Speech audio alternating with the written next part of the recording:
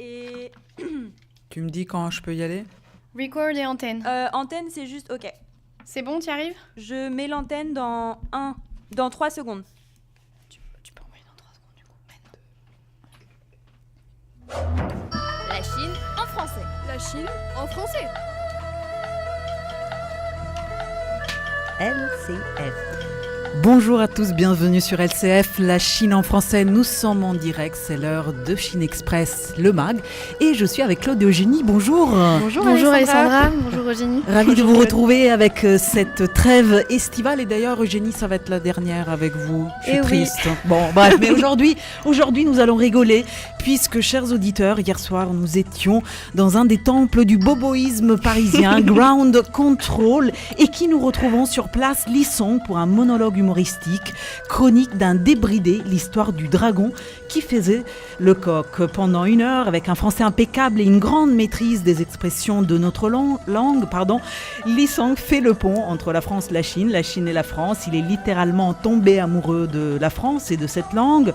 Il a un parcours aux multiples casquettes dont on parlera, de l'humorisme au comédien, à l'interprète. Voilà, il passe par toutes ces phases. Il est basé aujourd'hui à Shanghai, mais continue à voyager fréquemment en France et en quête permanente de projets entre la Chine et la France. Absolument, aussi. Entre nos deux pays. Alors, plongeons tout de suite dans cet univers si particulier de Lisong.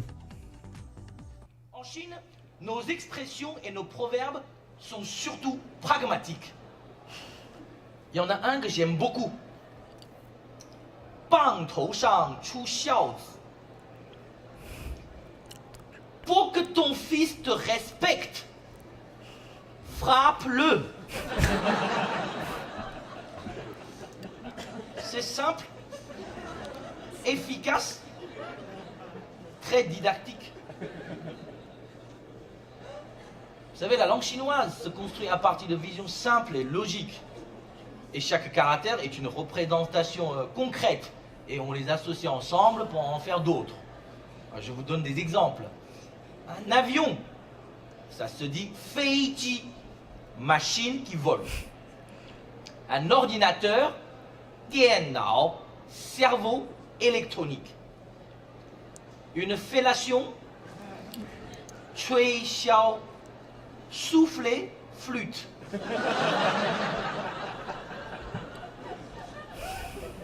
Les lunettes, yanjing, œil, miroir. Une république, gong, reguo, ensemble, harmonie, pays. Les vicissitudes, feng, feng, yu, yu. Vent, vent, pluie, pluie. Alors, ça vous fait rire, oui. Claude, Eugénie Je me dis, moi, personnellement, si j'avais eu des professeurs qui nous enseignaient la langue chinoise comme ça, peut-être que ça aurait été plus facile de s'y mettre dès le début. J'espère pas avec tout ce qu'il vient de dire, parce que j'imagine que dans un cours, quand même, pour les débuts... il y a des limites. Non, mais c'est vrai, Fang Fang Yu, il a raison, c'est très pragmatique, et on voit ça tout le temps. Enfin, je veux dire, Feiji, moi aussi, c'est ce que je me suis dit. À chaque fois, j'étais là, mais à chaque fois, c'est incroyable. Moi, ça me parle beaucoup, en tout cas, qui va bientôt s'y mettre... à l'apprentissage de cette langue, ça me parle beaucoup, le fait de décomposer comme ça. C'est très imagé, oui. Donc on a vraiment, comme il l'expliquait, une représentation tout de suite très concrète des choses. Et en plus, comme il le dit, il choisit forcément les expressions les plus drôles.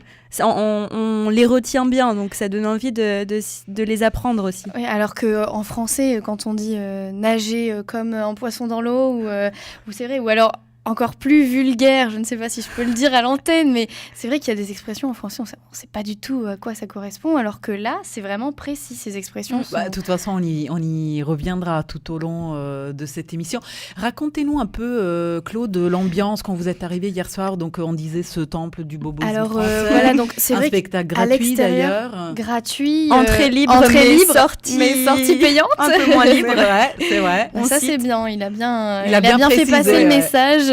Non, alors quand on est arrivé un petit peu plus tôt, mais c'est vrai qu'alors le ground control, c'est un endroit où il y a énormément de monde, surtout à l'extérieur, et donc après il y a un hangar, et nous on est rentrés au fond du hangar, il y avait donc cet espace dédié à ce monologue, donc monologue humoristique de Lee Sung. Et c'est une ancienne station de bus, parce qu'il y a des bus oui, à l'extérieur. C'est ça, c'est le concept, un peu comme Grand Train avant, il me semble que ce sont les mêmes organisateurs, et donc c'est vraiment très sympa, le temple du Boboïsme en effet. C'est surtout un endroit du coup où il y a de la place. Et on peut manger, on peut boire, et c'est vraiment un cadre sympa. Et à l'origine, donc il y a un espace qui était réservé pour ce spectacle avec 127 places. Alors il y avait 127 places. Et finalement, ils ont même agrandi parce qu'il y avait plus de monde que prévu. Donc hier soir, on était aussi nombreux. Ouais, oui, même plus. Même plus, ouais. Ils ont ouvert derrière, donc il y avait des gens debout. Des gens derrière et aussi des gens devant. Parce qu'alors, quand on est arrivé avec Eugénie, nous sommes arrivés une demi-heure, un petit peu plus avant que le spectacle ne commence. Et il y avait beaucoup d'enfants. Et ces enfants étaient même à l'avant, sur les côtés, autour de la scène. Donc il y avait vraiment beaucoup de monde. Oui, ils étaient prêts avec leurs parents. Ça s'est rempli très rapidement. Il nous l'avait dit. On a un petit peu discuté avant de commencer et il nous avait dit vous allez voir parce qu'on est arrivé il n'y avait pas grand monde et puis il nous a dit vous allez voir quand un quart d'heure avant le spectacle vous avez échangé avec lui, on avait un petit peu échangé avec lui, il nous a dit vous allez voir il y aura beaucoup plus de monde, on a prévu d'agrandir Mais nous, forcément, comme on s'intéresse à la Chine, pour nous, c'était un événement dont on a entendu parler facilement, mais on s'est demandé au début, en tout cas, comment ces familles en avaient entendu parler. Il y a très peu de Chinois, donc on leur a posé la question. Sur WeChat, parce que j'ai habité en Chine pendant 2 ans, donc on est resté en relation avec WeChat. C'est ma mère en fait, et du coup elle m'en a parlé et je me suis dit que ça pouvait être sympa puisque je me suis aussi rendue en Chine et du coup je me suis dit que ça pouvait être marrant à écouter.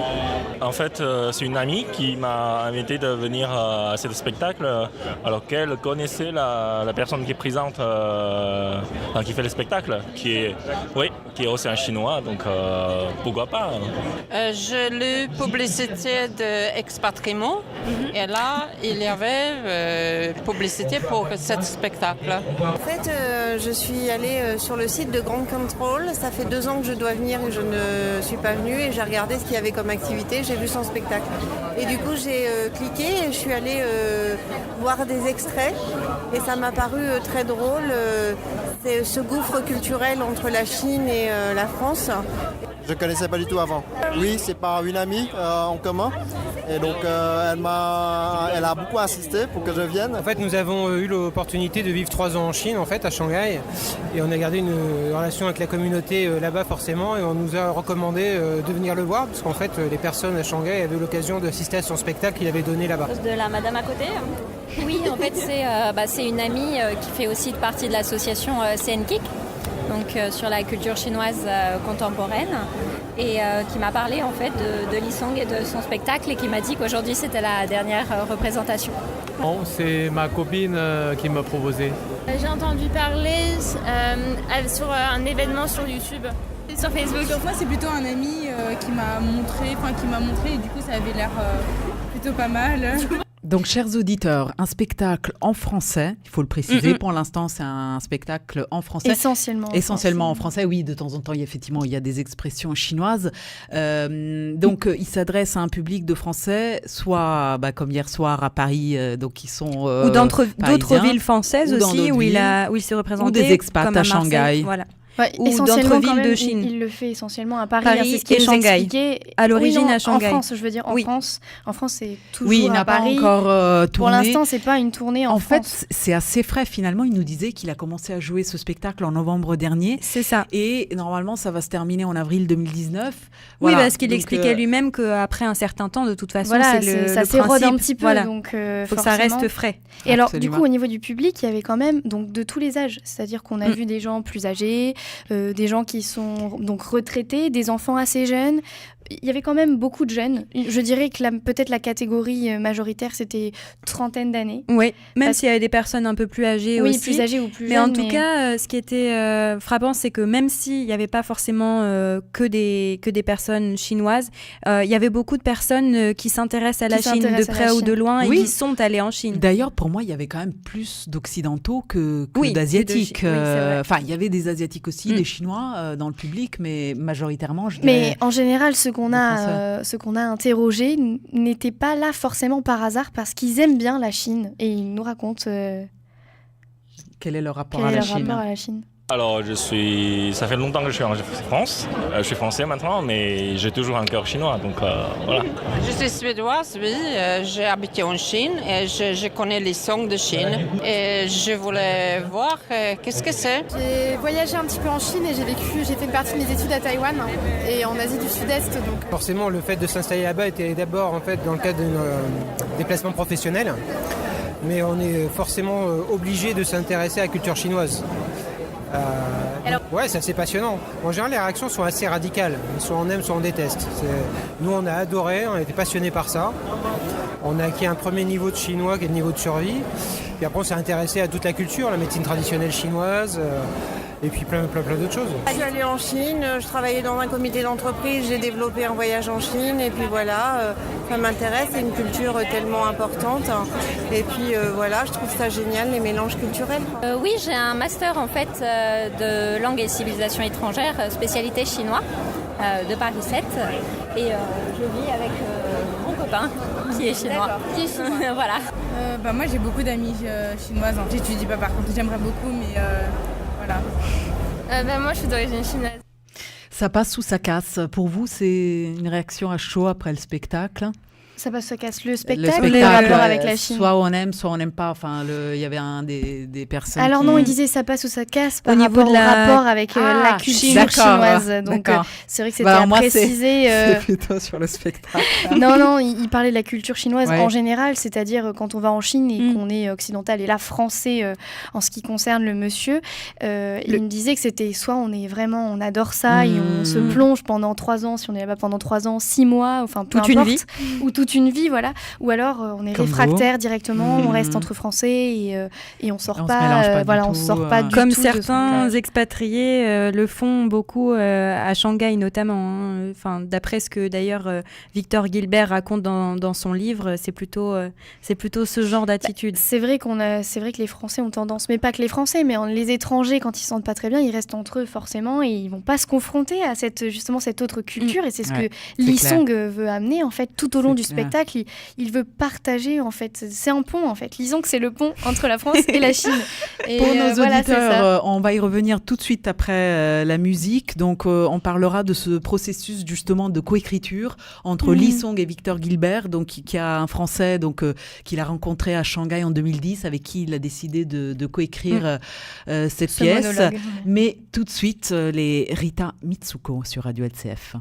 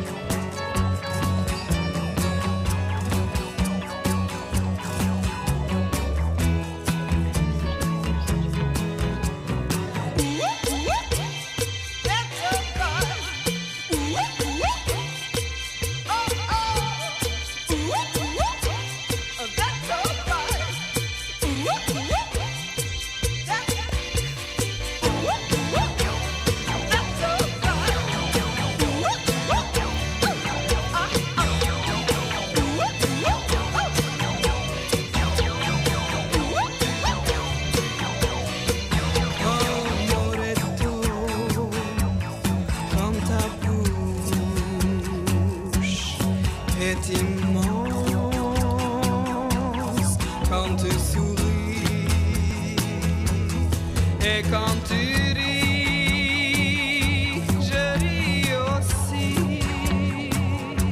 Tu aimes tellement la vie. Quel est donc ce froid que l'on entend en toi? Mais c'est la mort qui t'a assassiné, Mathia. C'est la mort qui t'a consumé, Mathia. C'est le cancer que tu as pris sous ton bras. Maintenant, tu es en cendres, sans la mort. C'est comme une chose impossible. Et pour toi qui es la fumée, Mathia. Et même à toi qui est forte comme une fusée. C'est la mort qui t'a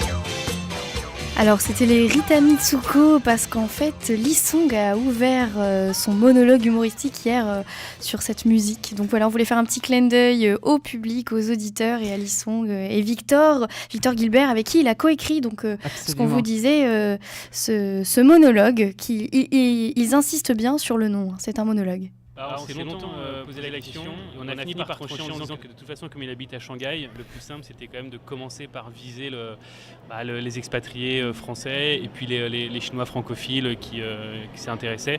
Et plusieurs fois on s'est posé la question, est-ce qu'on change de texte? Là d'ailleurs il y a quelques passages que vous avez entendus ce soir qui ne sont pas exactement les mêmes quand il les joue à Shanghai. Mais donc, je dirais que le public visé, c'est globalement des Français qui sont quand même un peu intéressés par la Chine de près ou de loin, quoi. Voilà, c'est limité à ça. Et pourquoi le dispositif du one man? C'est pas vraiment un one man, c'est-à-dire que c'est un monologue théâtral. Non, mais c'est surtout qu'en fait, il raconte son histoire vraiment, quoi. C'est-à-dire que je pourrais pas le faire à sa place. Enfin, ça serait ridicule. Donc du coup, on pouvait pas faire une forme vraiment de théâtre avec des personnages, choses comme ça. Ça aurait été bizarre, quoi. Alors c'est vrai que là, en l'entendant parler de ça, en fait, ce monologue là, c'est vraiment l'histoire de Lee Sung. Il ouvre sur sa première année quand il arrive en France. Donc il retrace un petit peu son lycée, mais rapidement, brièvement, pour nous dire alors comment est-ce que je suis arrivée là. Où est-ce que j'étais? Parce qu'il s'est quand même, il faut le dire, il s'est retrouvé à Brest. C'est ça. Il n'était pas à Paris. Avec des belles brestoises. Avec des belles brestoises, oui, qui l'ont beaucoup marqué. Mais non, c'est vrai qu'il a. Donc, en fait, tout ce monologue, pendant 1 heure, parce que le spectacle dure 1 heure. C'est ça. C'est comment est-ce que lui, quand il est arrivé, comment il a subi un choc culturel. Finalement, même s'il avait été un peu préparé. Voilà. Parce qu'en fait, il nous a quand même expliqué, d'ailleurs dans le spectacle et pendant l'interview, que donc à cette fameuse université atlantique de Qingdao, où apparemment il s'intéressait plus aux baleines que à la langue française. Océanique, pas atlantique, océanique. Et qu'est-ce que je voulais dire? Ça y est, je me suis perdue. Non. Dans cette université océanique de Qingdao, en fait, il était censé apprendre le français, mais il s'est retrouvé avec 2 professeurs complètement atypiques. Un prof français et une chinoise. Mais du Madame coup, c'était et Monsieur Molinier, je crois. C'était Morin, Pascal Morin de Niort, absolument.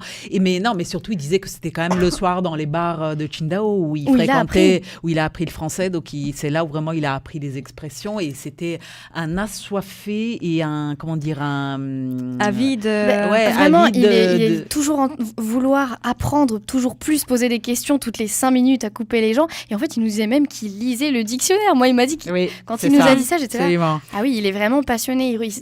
C'est ça. Il rentrait le soir de bar où il avait appris des expressions. Et il allait fouiller dans le dictionnaire. Il allait écouter les musiques évoquées avec les Français. Tout à fait. Il racontait que pour lui, les moments où il a le plus appris, c'était en restant, en côtoyant les Français dans les bars.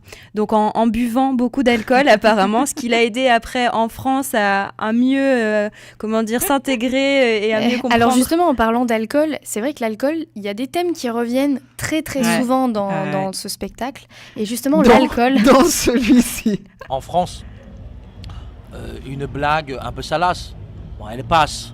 Je veux dire, on peut s'asseoir à table avec des gens qu'on connaît à peine. Il y a quelqu'un qui balance une blague un peu salace. Les gens vont pas être tellement choqués.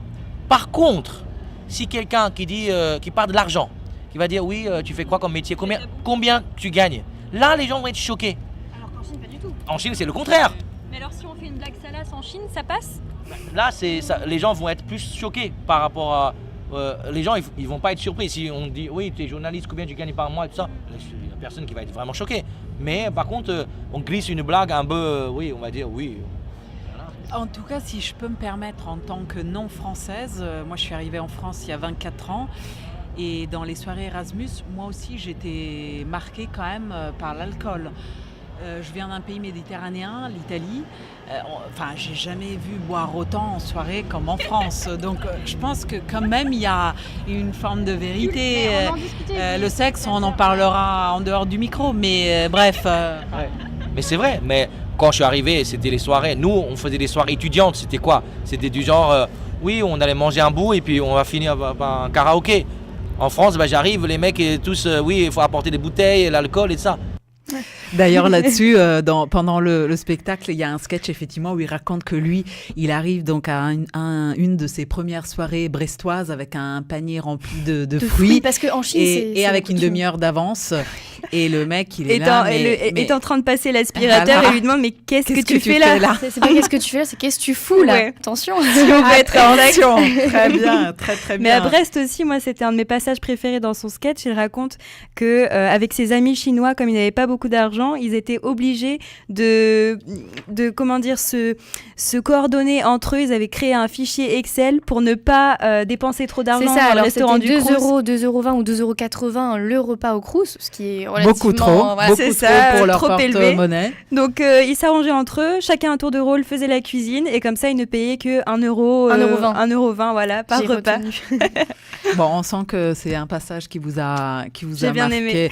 Mais alors, Claude, vous parliez effectivement de thèmes récurrents dans ce spectacle. Justement, il en parlait. Bon, il a parlé de l'alcool, il y avait aussi beaucoup de sexe. C'est vrai que pour lui, les Français, moi j'ai essayé de noter.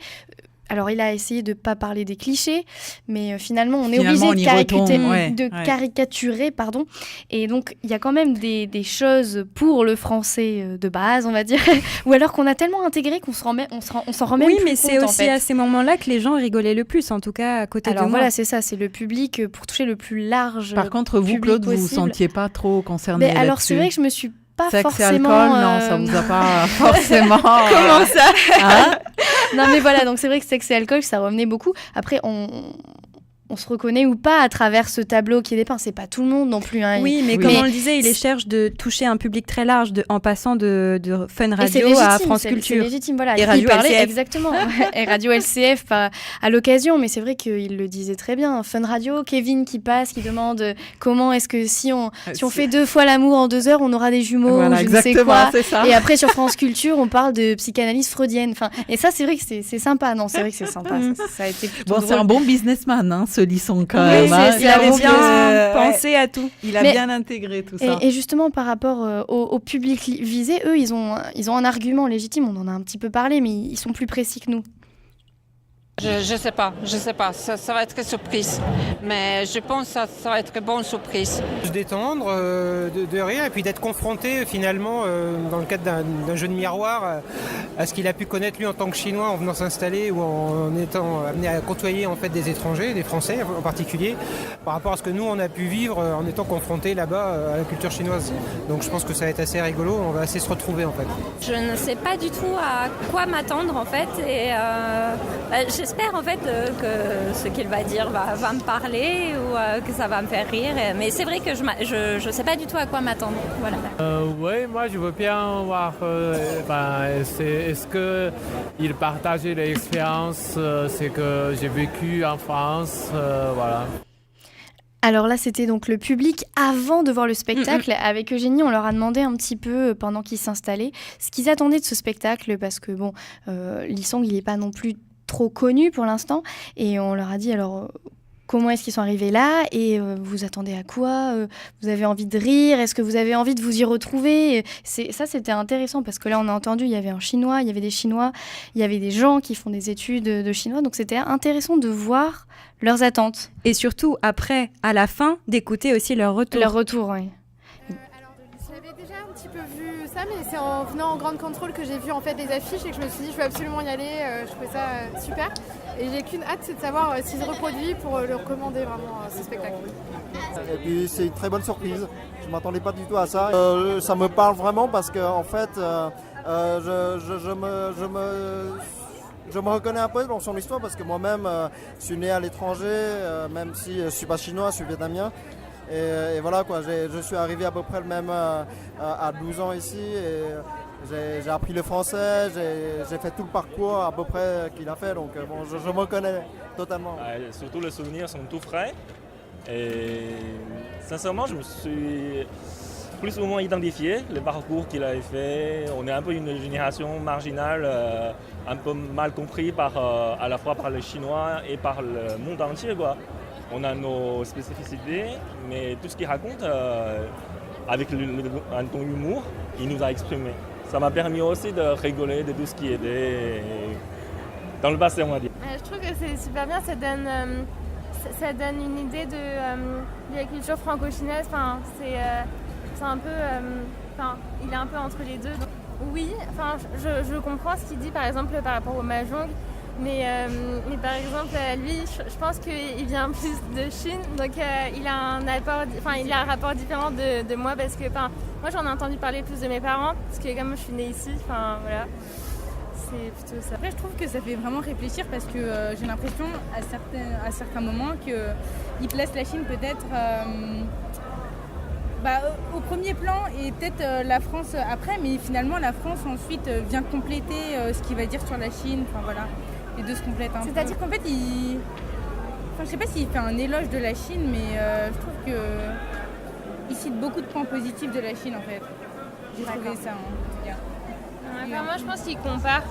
Ok. Ouais, aussi. Plutôt, ouais. Mais voilà, ici, on peut voir des gens viennent de différents pays, avoir différentes cultures et différentes danses. Donc, je trouve ça très intéressant. Comme il a dit à la fin de son spectacle, c'est en voyageant, en rencontrant, en discutant avec les gens, on se connaît mieux soi-même. Je pense que c'est exactement le parcours que je suis en train de faire via ce spectacle. J'ai vraiment adoré. Je trouve que c'est à la fois, je connais un petit peu, je m'intéresse beaucoup à la culture chinoise et je trouve que c'est très bien souligné. Et le fait de beaucoup parler des langues et des croisements entre les deux cultures, c'est juste super. Très chouette, très frais, très drôle, ce rapport à la langue, à la culture, c'est original, c'est léger, vraiment très chouette. Je suis bretonne, donc je viens du Finistère et je voyais très bien la brune bretonne du coup. Mais non, sur le fait d'être dans une toute autre culture, c'est effectivement ça peut être très déroutant et j'imagine que les Français, pour des Chinois, ça peut être très très bizarre. Spectacle très chouette aussi. Effectivement, j'ai aussi de la famille originaire du Finistère et je ne suis pas allé en Chine, mais je vis dans un quartier à moitié chinois. Très sympa ce retour post-spectacle. Alors c'est étonnant la française qui dit, mais je trouve qu'il met vachement en avant la Chine. Oui, les points positifs. Qu'il y a plus de points positifs côté Chine que côté France et à la fois, disons que je lui ai demandé de préciser parce que c'était assez ambigu sa façon d'amener les choses et elle est revenue dessus, elle dit d'abord, donc il met au premier plan la Chine, et on a l'impression que la France est au second plan, et là j'ai demandé, est-ce que vous pouvez préciser ? Et c'est là où elle a dit, en fait, il met les points positifs de la Chine en avant, mais finalement, il n'est pas en train de dénigrer la France. Au contraire, justement. Ouais, il aime ça, il aime la France, et c'est juste qu'il a peut-être... Il est chinois, donc forcément, il ne peut pas enlever cette partie-là. Mais en même temps, je trouvais que quand même, il montrait les côtés peut-être un peu moins glamour de la Chine. Et... oui, moi, je suis d'accord. Je suis d'accord avec vous. Il ne mettait pas l'accent non plus sur les côtés moins glamour de la Chine. Ça, alors, il y a peut-être des points, ça, on est à peu près d'accord, on en a un petit peu discuté, mais on est un peu d'accord sur ce point-là, c'est que il y a des points chinois qui sont pas forcément positifs, qui n'ont pas été disons aussi développés que les points français. Puis si on veut que ça reste léger et abordable, peut-être que c'est aussi comme ça, en tout cas comme première approche, qu'on peut déjà donner... Oui, mais il est quand même allé... Moi, je trouve qu'il est allé quand même beaucoup plus loin sur la partie française que sur la partie chinoise. Après, il s'adresse à qui ? Il s'adresse à des Français. Il est en France et ça se produit aussi en Chine. Donc ça, il ne faut pas non plus l'oublier, et ça se produit notamment à Shanghai. En tout cas, ça reste un Chinois qui adore la France, qui s'est énormément intéressé à ce pays. Il a été lui-même expatrié en France. Maintenant, il est de retour à Shanghai, donc il côtoie énormément de Français expats là-bas. Je propose de vous retrouver après Shanghai, justement, pour continuer à parler de ce spectacle.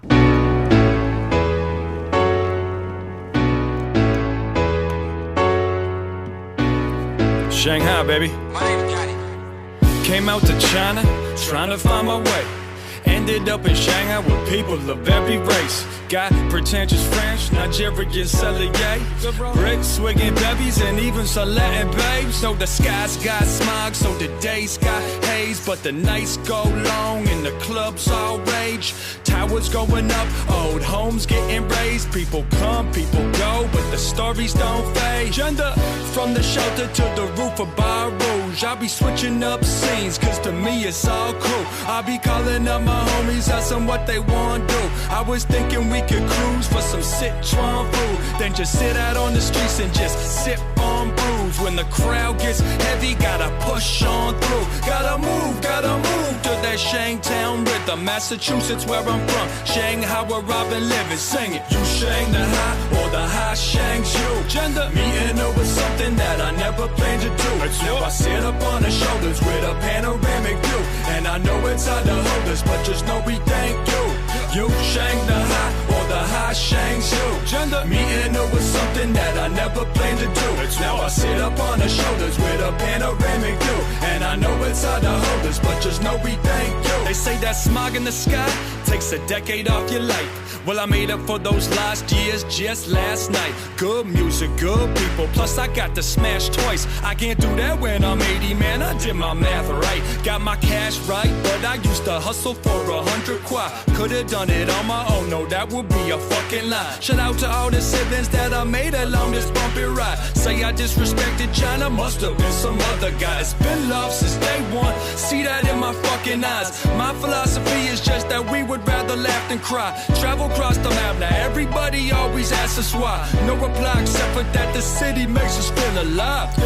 So go charge up those scooters, man, we finna ride down Fusheng where I used to get my noodles fried. Done more in these 4 years than the rest of my entire life. Never bought in, always saw and guess that's how you Shang the high. You Shang the high or the high Shangs you. Meeting her was something that I never planned to do. Now I sit up on the shoulders with a panoramic view, and I know it's hard to hold us, but just know we thank you. You Shang the high or the high Shangs you. Meeting her was something that I never planned to do. Now I sit up on the shoulders with a panoramic view, and I know it's hard to hold us, but just know we thank you. Shanghai, yeah, just know we thank you. Shanghai, yeah, just know we thank you. Shanghai, yeah, just know we thank you. Shanghai. Alright, fuck them out. Shang the High, j'adore cette chanson. On vous a vu danser. Radio LCF. La Chine en français. LCF. La Chine en français. Et oui, vous êtes toujours sur Radio LCF, La Chine en français, pour parler de Li Song et son spectacle qu'on a vu donc hier soir à Ground Control, chronique d'un débridé, l'histoire du dragon qui faisait le coq, donc un pont permanent entre la France et la Chine et la France. Vous êtes allé vous balader dans le public avant, après, on a interviewé Li Song et son coéquipier Victor Gilbert, avec qui donc il a coécrit ce monologue humoristique. Ce monologue. Alors moi j'aimerais bien vous partager avec vous, chers auditeurs, ce personnage qui est quand même assez extraordinaire de par sa maîtrise déjà de la langue française, des expressions, des subtilités, et de à quel point ce garçon de 34 ans est imprégné de français, tout en vivant à Shanghai du matin au soir. Comme j'ai expliqué dans le spectacle, mon travail, il est pas que moi je suis pas comédien à temps plein. J'ai une galerie de photos, je travaille beaucoup en tant qu'agent et j'accompagne beaucoup de cinéastes français qui viennent en Chine. Je travaille avec beaucoup d'hommes politiques, je travaille souvent avec l'ambassade. Donc je suis tout ce qui se passe. Le matin, j'écoute France Inter, 7-9, je suis quoi. Je sais ce qui se passe. J'aime aussi écouter Augustin Trapenard, Boomerang, voilà, des trucs comme ça. Je vais savoir ce qui se passe, je vais regarder Salut les Terriens, pour les invités, etc. Tout ça, ça continue à être une passion pour moi. Donc, quelque part, je pense que j'ai trouvé une sorte de refuge aussi. C'est mon monde, à moi. Le matin, je me lève à Shanghai, j'écoute les podcasts, je bois mon café, je fais mes tartines et tout ça. Mais mes parents, ils comprenaient pas. Hein. Enfin, ils comprennent toujours pas d'ailleurs. Vous mangez pas une soupe de riz? Ah, maintenant c'est fini ça. Le matin, j'ai besoin de manger sucré. Voilà. C'est fini, hein, la soupe de riz, le salé. Non, c'est du sucré. Donc effectivement, il est extrêmement imprégné de français et ça se ressent dans le spectacle. Enfin, oui, ça se ressent tout à fait. Vous, je crois qu'il y a un passage quand même qui vous a particulièrement marqué. Alors, il m'a marqué. Enfin, j'ai souri, j'ai ri pour un passage parce que ça m'a rappelé de bons souvenirs. Enfin, de bons souvenirs, je ne sais pas s'ils étaient très bons, mais en tout cas, je me suis vue à travers cette image quand il a parlé des hôpitaux, la différence entre la médecine en France et en Chine et le rapport en fait avec le corps médical dans le sens où quand nous on va chez un généraliste, chaque famille a son médecin généraliste. Et puis chaque maladie a son médecin il y a particulier. un ORL, il le disait, un dentiste, un orthodontiste. Enfin, il y a vraiment, on a de tout en France et là-bas, non, c'est que l'hôpital. Et là-bas, en fait, c'est l'hôpital. Donc là, on voit bien aussi quoi qu'il arrive, le communisme, c'est tous ensemble au même endroit. Voilà, c'est ça, c'est vraiment l'hôpital chinois. Moi, j'ai vécu une inspiration. Il se trouve que j'ai fait une allergie et que j'ai dû me rendre à l'hôpital. Et 3 jours après. 3 jours. Alors, je venais juste d'arriver. Donc, je sortais de la France. J'arrive 3 jours plus tard. Je fais cette allergie et on me dit il n'y a pas de médecin. Il n'y a pas d'allergologue. Voilà, il n'y a pas d'allergologue. Alors bon, généralement, quand on fait une allergie, on va plutôt à l'hôpital aussi. Mais comme j'étais en train de finir mon allergie, c'est-à-dire que j'avais pris des médicaments, il fallait juste que j'aille voir si tout allait bien. Et là, on m'a amenée à l'hôpital et j'ai vu le monde, la queue qui attendait pour des petits trucs. Il en parle de la queue d'ailleurs. Vous n'avez pas payé pour avoir un ticket d'un numéro? Non, parce que c'était assez... Non, mais... plus avancé. Voilà, c'est ça. Non, mais comme c'était assez urgent, on m'a amenée aux urgences. Oui. Et là, j'ai compris que c'était un autre monde. Et il le disait, en fait. Et là, je me suis reconnue dans ce passage-là. Moi, il y en a un autre qui m'a marqué un peu dans ce style. C'est quand on fait la queue. Nous, en France, on est très disciplinés. On attend notre tour. Et en Chine, du fait de cette histoire, du nombre de personnes par mètre carré, enfin, en tout cas, la densité de ce pays, et faut le dire, près d'1,4 milliard de c'est population. Ça. La notion de queue n'existe pas vraiment. Donc, il faut lutter pour obtenir sa place. Absolument. Le destin n'attend pas les C'est Chinois. exactement ce qu'il disait. Il le dit. Si vous ne faites pas quelque chose, s'il y a 1,4 milliard de personnes, vous passez pas. Cela dit, moi qui suis originaire d'un autre pays où il n'y a pas 1,4 milliard de personnes, je me suis vachement quand même reconnue dans certaines anecdotes de la pièce. Parce que par exemple, quand j'étais au Canada, il y a le fameux, je ne sais plus comment ça s'appelle, le jour où des soldes, c'est bref le Black Friday. Ouais, et on fait la queue pour rentrer dans les magasins. Du coup, il y a des gens qui sont là depuis 6h du mat. Et nous, en tant que bons Méditerranéens, on se dit, mais il fait moins 20, on est au Canada, il est 6h du mat, on va pas quand même rester 2 heures dans le froid. Bon, bref, donc je vous laisse imaginer. Alors justement, vous parliez de Méditerranéen, et Lisson, il nous disait qu'il adorait l'Italie. Absolument, et que il y a des parallèles entre le sud de l'Italie plus de ressemblances entre Italiens du sud et Chinois que Français et Chinois, enfin presque. Je trouve que d'une certaine manière, les Italiens du sud, je retrouve beaucoup de ressemblances, voilà. On dit que les Napolitains ressemblent beaucoup aux Chinois, notamment par rapport à ce côté pragmatique. Une fois, pendant une interview, quelqu'un me disait « Mais oui, nous les Français, les contrats, c'est super important, tout ça, il faut signer le contrat. » Et en fait, non, les Italiens et les Chinois, je pense que là-dessus, effectivement, il y a un côté très pragmatique qui se rejoint. Pragmatique, qui aiment la bouffe, qui aiment parler fort, qui vont faire sécher leur linge dehors. Voilà, tout ça en France, c'est tellement mal vu. Mais en Italie, j'ai vu partout des linges séchés dehors et tout ça. Et les mamies qui sont dans les pouilles et qui sont dehors, qui sont en train de gueuler, et qui faisaient leur boulot, des pâtes dehors et tout ça. Moi, j'ai adoré. Parce qu'en Chine, c'est comme ça. Enfin, quand j'étais petit, c'est tout comme ça. Mais même dans les coins aujourd'hui reculés, c'est comme ça. Donc, je trouve que là, il y a une ressemblance plus proche. Après, les Français, ça reste des latins. Donc, c'est des gens qui aiment parler, discuter. Les Chinois, contrairement, je pense, à la culture japonaise, qui est plus dans la politesse, plus dans le contrôle de la réserve et tout ça, on n'est quand même pas si loin que ça. Enfin, on se ressemble un peu quand même sur certains aspects. Voilà.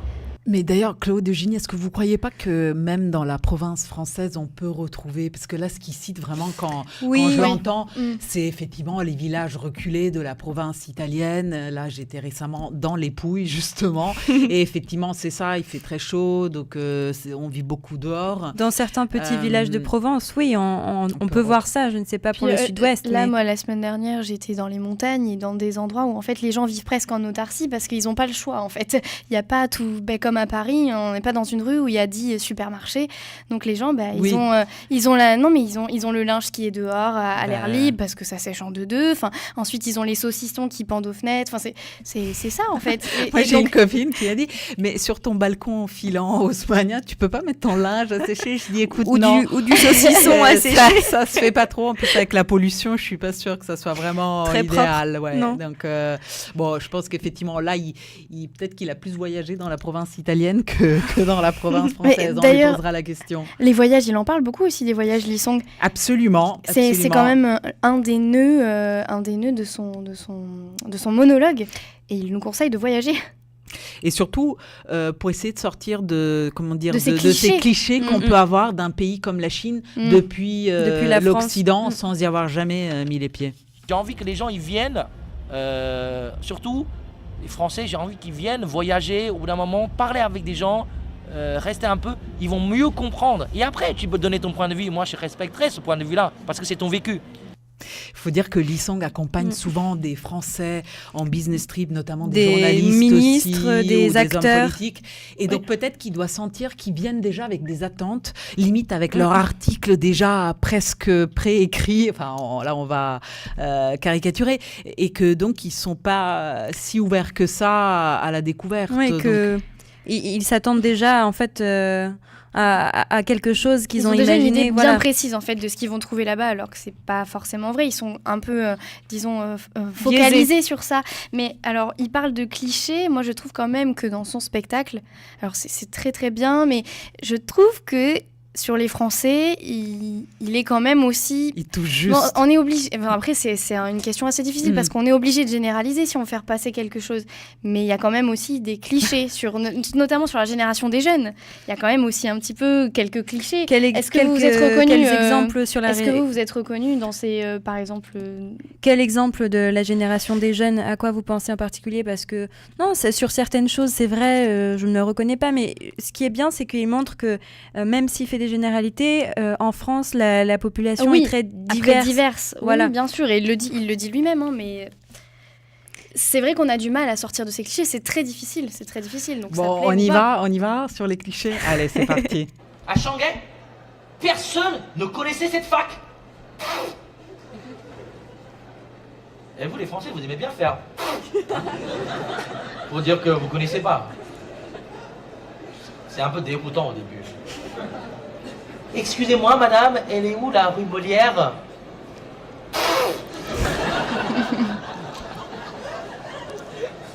Pour nous, ça ne correspond à rien d'autre qu'à l'imitation d'une flatulence. Vous imaginez, elle est où la rue Molière? Et on vous pète à la figure. En Chine, si vous demandez le chemin à quelqu'un, si la personne ne connaît pas, elle ne fera pas un son bizarre. En revanche, elle vous indiquera une mauvaise direction. Le chinois ne vous montrera pas la voie qui mène à la rue Molière, mais celle qui mène à la sagesse.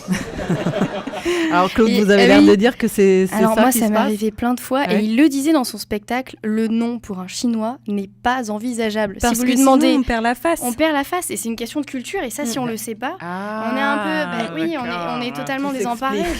D'accord. Donc c'est relié à la perte de face, le fait de éventuellement pas connaître le nom de la rue. C'est Jiumian, c'est ça. Jiumian. C'est ça, c'est perdre la face, et ça, dans la culture chinoise, c'est très important quand on apprend une langue, justement, de se baigner dans cette culture. Et lui, là, il nous montre l'exemple typique. C'est là le français qui arrive, nous, on attend une réponse, et on nous la donne, on est là, ouais, super, et tout. Et en fait, tout le monde va nous donner une réponse, mais on sait pas où est-ce à l'autre bout du monde. Pas du tout au bon endroit. Eugénie, vous nous avez concocté un choix musical assez particulier. Oui, c'est... Alors, comme Li Song a fait une partie de ses études dans l'université océanique de Qingdao, où il a apparemment beaucoup bu, j'ai choisi une musique des All-Stars Qingdao. How y'all feeling?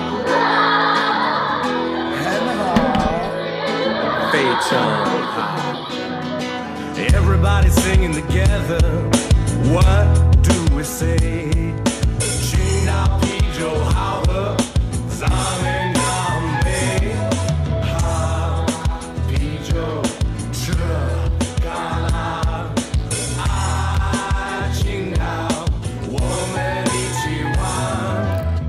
Everyone, let's drink some fun.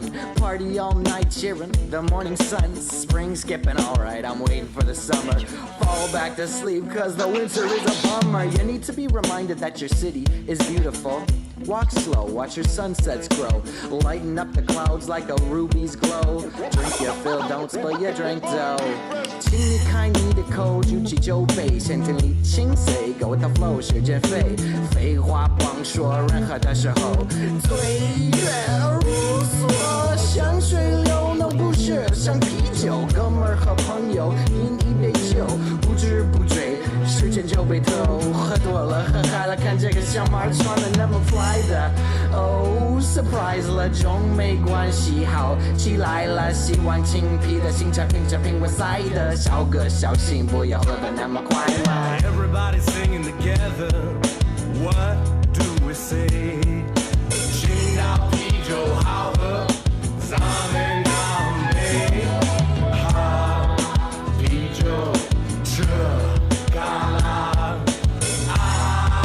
青岛，我们一起玩。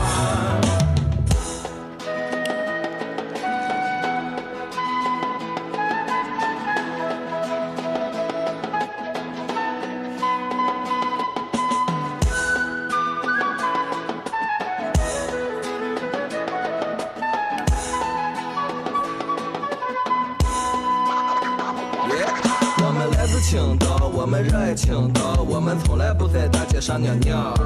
这是旮旯的调儿，这是小村庄的调儿，用我四方的口音唱个要要。切克闹，我从来没去过纽约，我就去过胜利桥，跟我伙计们子吃个烧烤。我们看上去很彪，其实很彪，哈大了就回家睡觉。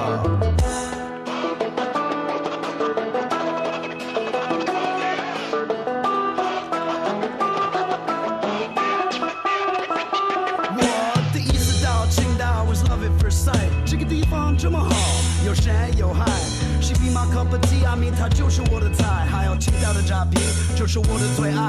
外国的老把子，听我嘻哈说一下，我想教你们一点青岛话。牡蛎是海蛎子，蛤蜊是旮旯，烤肉是烤油，还有河是海。有蓝天碧海，红网和绿树，有喝的有吃的，还有看的酷。你摆不赢了，你快摆到到了，没见过老外说青岛话，太搞笑了。 Almost all out, but I got a couple more words. They're only for the cool kids and not for the nerds. 叫哥们儿小哥，叫姐们儿小妹儿， and 过来是过来 ，Let's drink a bird. Everybody singing together. What do we say? 青岛啤酒好喝，咱们干杯！啤酒这旮旯啊，青岛。 Everybody singing together. What do we say?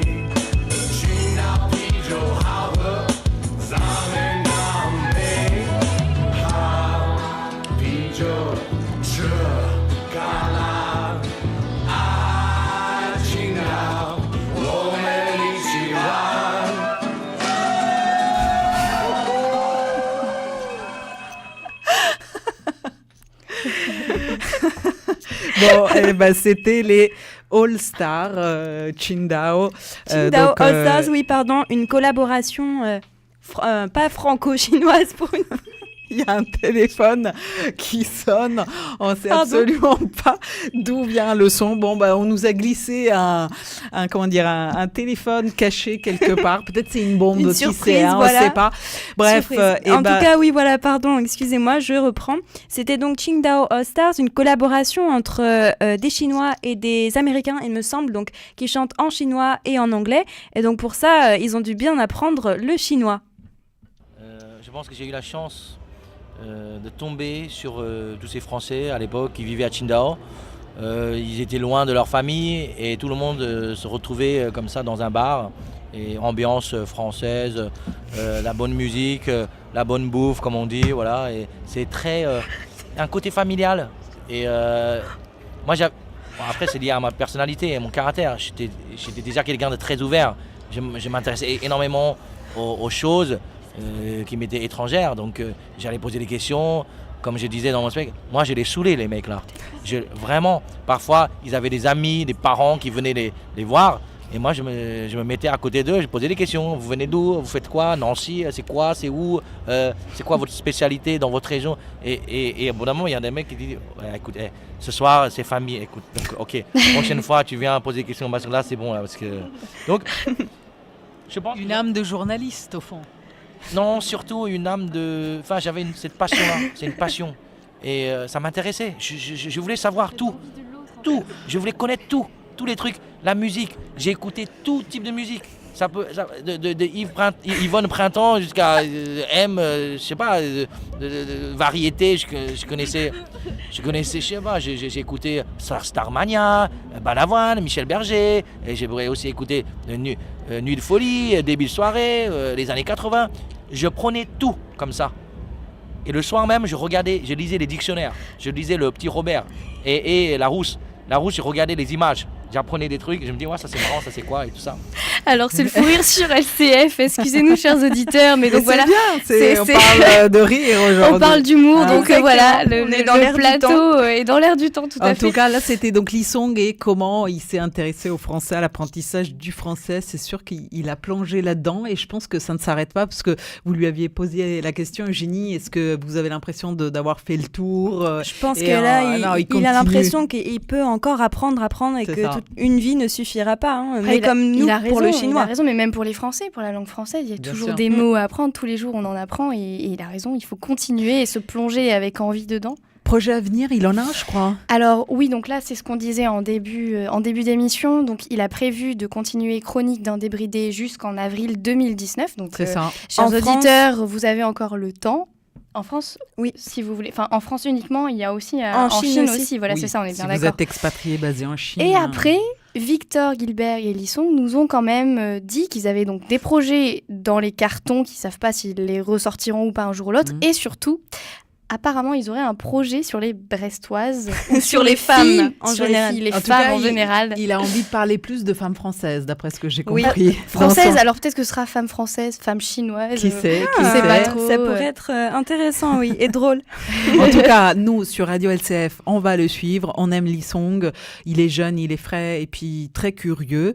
Nous remercions également Riyad, d'ailleurs, qui nous avait mis la puce à l'oreille en allant l'interviewer dans les rues de Paris. Et donc il avait déjà bien échangé avec lui et puis on peut réécouter cette émission d'ailleurs sur le site radio-lcf.fr. Voilà, dans la catégorie culture mardi croisée. prochain avec Romaric, nous serons de retour tous les deux pour parler. En revanche, on fera un pas en arrière, on reviendra sur les vacances encore. Moi j'ai eu envie d'enquêter un peu sur ce que c'est que les vacances pour des personnes diverses et variées et surtout en Chine, celles qui sont parties en Chine, certaines effectivement qui sont parties en Chine et qui ont d'ailleurs un peu de mal à décrocher. Moi je vous propose de nous quitter en musique sur une personne justement qui est partie en Chine et ça lui a donné des idées. C'est le rappeur Air Jutsu qui chante Pali.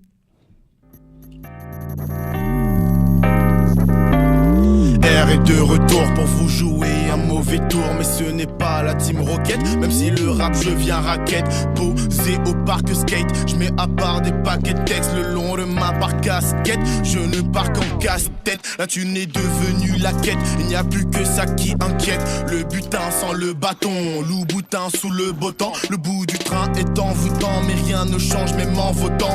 Je fais partie de ces mœurs sous, rien que ça se mord. Pour manger tout le saumon qu'on va perdre lors de sa mort. Originaire de Cotonou, je connais pas les champs de coton. Y'a que les vrais que je côtoie, les autres sont tous mis de côté. Ma cote vient juste d'augmenter, j'ai même pas besoin de me la raconter. Wodzai Bali, Bali, Bali, Bali, Bali, Bali, Bali, Bali, Bali, Bali, Bali, Bali, Wodzai Bali, Bali, Bali, Bali, Bali, Bali, Bali, Bali, Bali, Bali, Bali, Bali.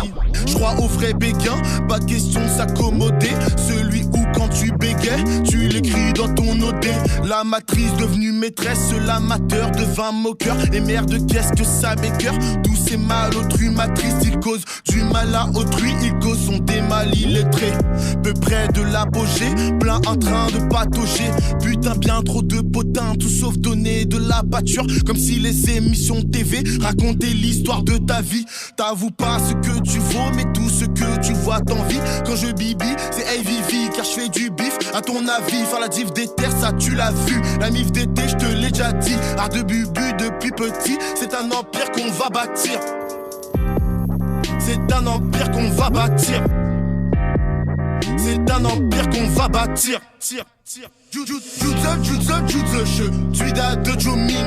Wo tu si an Dongjing, Rangjo Kuning, Rebeijing. O de Pengyo, Bangwo Mang, ni de Pengyo, Ren Wu Yong, Zai Fa Guo, Wo Yo Ren Duo, Go, Dan Sho Ni Me Yo, Wo Zai Bali, Bali, Bali, Bali, Bali, Bali, Bali, Bali, Bali, Bali, Bali, Bali, Wo Zai Bali, Bali, Bali, Bali, Bali, Bali, Bali, Bali, Bali, Bali, Bali, Bali.